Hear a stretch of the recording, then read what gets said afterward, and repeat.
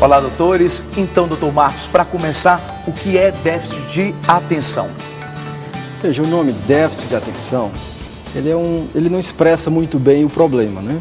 Na verdade, talvez o melhor nome fosse dificuldade, né? Porque déficit dá a impressão que a pessoa não consegue de forma nenhuma, né? Então, existe uma dificuldade de manter o foco da atenção. Para fazer uma comparação, se você olhar para um objeto distante, assim que você focaliza, ele mantém lá, né? Agora imagine que você olha e o cristalino, que é a lente do olho, muda e o foco sai. Você tem que ficar prestando atenção de novo para focalizar de novo o mesmo objeto. Imagina que você tivesse que fazer isso o tempo todo. Você teria que fazer um esforço adicional para manter o foco. É exatamente isso que é o déficit de atenção. Um esforço adicional para manter o foco da atenção num determinado tema. Doutora Joselita, quais são os primeiros sinais ou sintomas? O déficit é uma doença?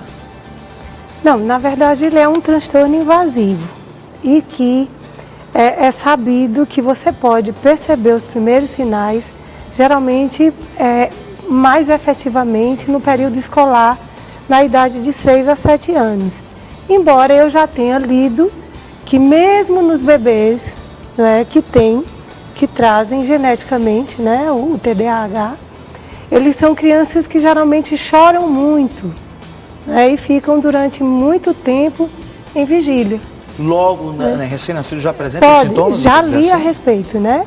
Já li a respeito, que pode acontecer das crianças que geneticamente trazem herdado do pai ou da mãe esses comportamentos. Né? Doutor Marcos, e quando os pais desconfiam que o filho pode ter esse déficit, o que eles devem fazer? Qual é o primeiro passo? Bom, geralmente a percepção do problema ocorre na idade escolar. Assim que a criança começa a ter a necessidade de tarefas mais longas que requerem uma concentração por um tempo maior, começa a aparecer essa dificuldade. Então a primeira preocupação é você ter certeza que aquela dificuldade não é de um outro problema. Então muitas vezes há uma dificuldade de ordem psicológica, às vezes há uma dificuldade de ordem metodológica na escola, às vezes há uma criança desmotivada por motivos outros que as pessoas nem desconfiam. Enfim, excluindo tudo isso, se ficar como única causa realmente um problema intrínseco, endógeno, ou seja, o problema é interno, é nela, é uma dificuldade de manter a atenção por um período um pouco mais prolongado, que é o que caracteriza o déficit de atenção. Então, excluindo tudo, permanecendo aquela dificuldade, ela deve, em primeiro lugar, procurar um médico, seja neurologista, talvez um psicólogo, mas, enfim, procurar um profissional que tenha familiaridade com o problema para poder fazer essa distinção bastante clara. Qual é a causa da dificuldade? É um problema extrínseco, de ordem metodológica, ou é um problema intrínseco, no caso, o déficit de atenção? Essa é a primeira dificuldade, não sobrediagnosticar. Ou seja, qualquer pessoa que tem um problema, hoje ela frequentemente é classificada como sendo portadora de déficit e muitas vezes não se teve o cuidado de avaliar uma série de outras coisas que podem estar causando aquela dificuldade. Doutores, no caso, por exemplo, a criança que tem um déficit, ele tem alguma característica forte, marcante? Ela é única essa característica? Por exemplo, a criança ou é mais agitada, ou é mais tranquila, ou chora mais, ou chora menos. Existe essa característica ou não? Veja, a maioria dos casos de déficit de atenção é acompanhado de uma liberação do sistema motor. Ou seja, a criança tem um número maior de movimentos. Ela não consegue ficar parada muito tempo. Eu estou aqui conversando com você, eu estou movimentando apenas o rosto, a mão, o restante está tudo parado. Uma criança com déficit de atenção, provavelmente ela estaria fazendo outros movimentos. E dificilmente ela manteria por mais de meia hora uma mesma postura. Geralmente isso ocorre na maioria dos casos. Agora é importante lembrar que existe uns 20%, 10, 20%, de crianças que têm um déficit de atenção puro, ou seja, eles apenas têm o que a gente chama, grosso modo, de distraibilidade. É uma criança que é mais parada, ela não tem a hiperatividade que chama atenção, ela tem apenas um grande componente de distraibilidade. É frequente que essa criança seja entendida como desmotivada, como desinteressada e, na verdade, ela tem realmente um déficit de atenção sem o acompanhante do aumento da atividade motora. Olha, doutores, e para a gente entender melhor, na prática, o déficit de atenção e saber como é que funciona melhor, bem mesmo lá em casa, na prática, nós vamos conhecer a história de uma criança que enfrenta esse obstáculo. Quem é pai ou mãe sabe que quem tem uma criança dessa em casa, às vezes não é fácil. É preciso ter, principalmente, muita paciência. Guilherme tem 10 anos de idade. Durante o dia, joga videogame, mexe no som, no celular e na televisão, tudo ao mesmo tempo. Isso quando ele consegue ficar parado em um só lugar. Eu não consigo ficar sentado no lugar quieto, eu tenho que estar mexendo em alguma coisa, jogando. Na escola, Guilherme também tem dificuldade de se concentrar. O pai do garoto confessa que não é fácil acompanhar o ritmo dele. Tem que ter muita paciência. Graças a Deus sou uma pessoa paciente, mas com paciência a gente vai levando.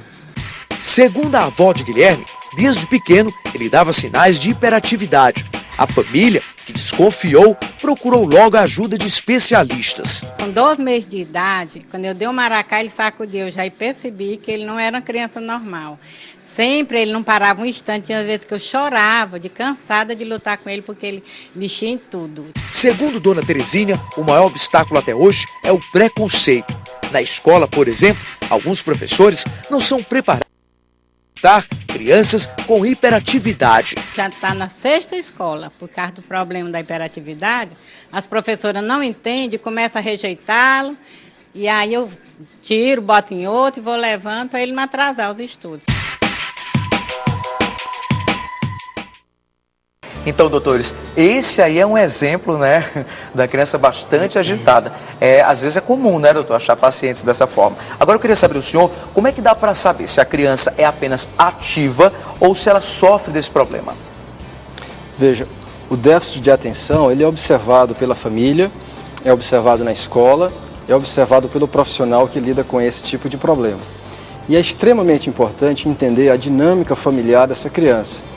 É extremamente importante separar o que é um déficit puro, ou seja, um problema neurológico em si, de um problema que decorre de dificuldades na dinâmica familiar. Muitas vezes aquele comportamento que a gente chama, na verdade, de desafiador opositor, aquele comportamento, ele em parte, ele é decorrente do déficit de atenção, mas em parte, na verdade, em grande parte, ele é decorrente de uma dinâmica familiar difícil. E a criança acaba utilizando esse tipo de comportamento, como o nome diz, desafiando e se opondo sistematicamente a qualquer tipo de orientação que ela recebe. O que não se pode fazer com a criança que é assim agitada, como a gente viu agora na matéria? O que não é permitido? O que prejudica essa criança? Por exemplo, castigar, por exemplo. Alguns pais não têm paciência, né? Castigar, pode? Veja bem, a questão da punição, né, ela encerra, né, uma série de aspectos da própria dinâmica familiar. Mas eu acredito que para a família seja muito importante, antes de tudo, aceitar que a criança tem essa dificuldade. É o que a gente percebe nesse primeiro contato com os pais, essa dificuldade de aceitar essa dificuldade da criança. É aquela ideia primária de que você quer o filho perfeito, a criança perfeita. Então, a punição na dinâmica familiar vai ser importante porque elas são crianças que geralmente têm dificuldade de lidar com regras e limites. Então, punir de forma adequada é importante. Lá na nossa página, no portal cidadeverde.com, nós preparamos um teste feito por especialistas com uma lista de comportamentos que você pode acessar lá e ver qual nota você vai alcançar, você ou seu filho. Dependendo da nota, você pode estar precisando aí de uma visita a um desses especialistas. Para fazer o teste, basta entrar lá no portal cidadeverde.com e entrar na página do programa Vida Saudável. Está lá o teste completo. É fácil e muito rápido. Entra lá, cidadeverde.com, na página do programa Vida Saudável. Doutores, nós temos agora perguntas para vocês aqui dos nossos telespectadores, aqui no nosso telão. Doutor, qual o melhor tratamento para crianças que sofrem desse problema? Então, doutor Marcos, qual é o melhor tratamento? Veja, tratar um paciente com déficit de atenção é uma tarefa complexa, porque envolve múltiplos aspectos, né? E eu vou ressaltar a importância do diagnóstico correto. Novamente, várias crianças que têm outros problemas que não são déficit de atenção estão sendo inadvertidamente rotuladas como portadoras do déficit. Então é importante ver se é isso mesmo, é importante avaliar a dinâmica familiar que muitas vezes precisa ser revista e, se preciso, reestruturada, inclusive orientar ao máximo a família, o pai, a mãe, os irmãos, os colegas, reavaliar como é que está a adequação entre o método que a criança internamente usa para aprender e o método que a escola usa para ensinar.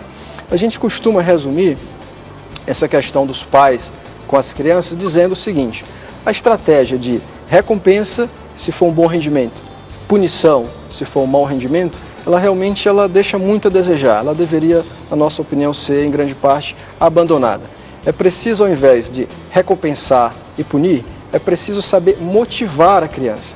É preciso, em outras palavras, saber liderar a criança. Nós observamos hoje que grande parte dos problemas que são atribuídos ao déficit de atenção, muitas vezes até tem déficit, mas não é o responsável exclusivo pelos problemas. Eu diria, e falo isso com uma certa frequência, que é um déficit de liderança.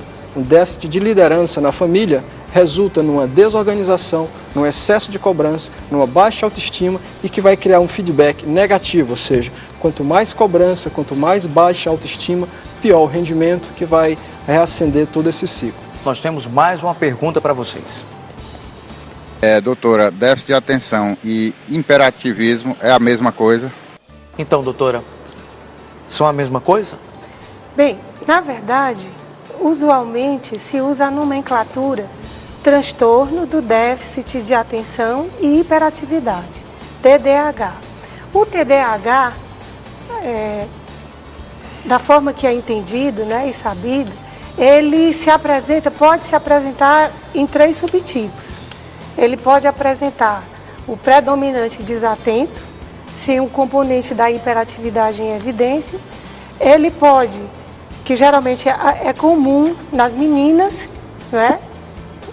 O sintoma mais do déficit de atenção, ou ele pode ainda apresentar com um componente mais em evidência da impulsividade, junto com a dificuldade de atenção. A gente vai já continuar a falar sobre